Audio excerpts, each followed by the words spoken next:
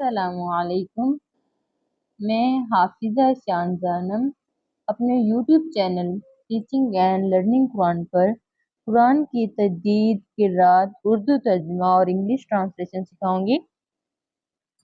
آج ہم چوتھا کلمہ پڑھیں گے۔ چوتھا کلمہ اسے چہارم کلمہ بھی کہتے ہیں۔ چہارم کلمہ توحید۔ توحید کا مطلب ہے اکیلا، واحد۔ چہارم کلمہ توحید۔ توحید میں نے اکیلا، لا الہ، لا الہ الا اللہ، الا اللہ، وحدہ لا شریک لہ، وحدہ لا شریک لہ، لہ الملک، لہ الملک، وَلَهُ الْحَمْدُ، وَلَهُ الْحَمْدُ، يُحْيِي وَيُمِيتُ، يُحْيِي وَيُمِيتُ، وَهُوَ حَيٌّ لَا يَمُوتُ، وَهُوَ حَيٌّ لَا يَمُوتُ أَبَدًا أَبَدًا، أَبَدًا أَبَدًا، ذو الجلال والإکرام، ذو الجلال والإکرام، بیدہ الخیر، بیدہ الخیر، وہو علی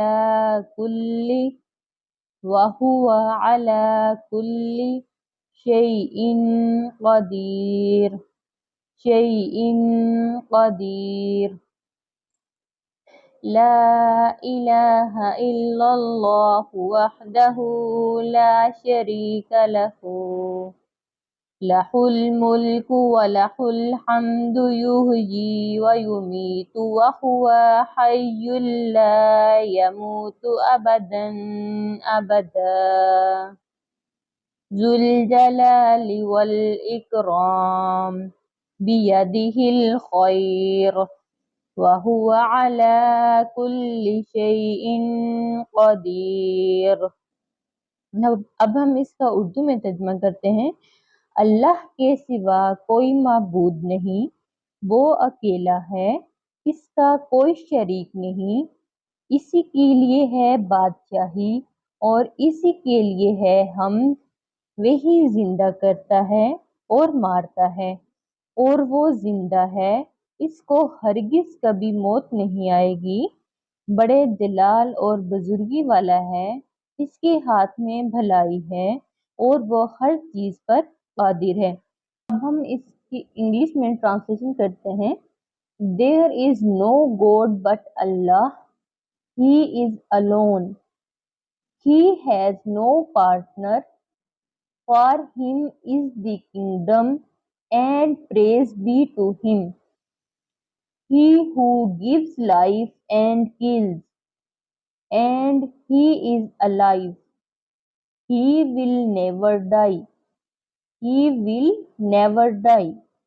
He is the one of great glory and greatness. In his hand is goodness, and he is able to do all things. مزید معلوماتی اور اچھی ویڈیوز دیکھنے کے لیے ہمارے چینل کو لائک، شیئر اینڈ سبسکرائب کریں۔ شکریہ۔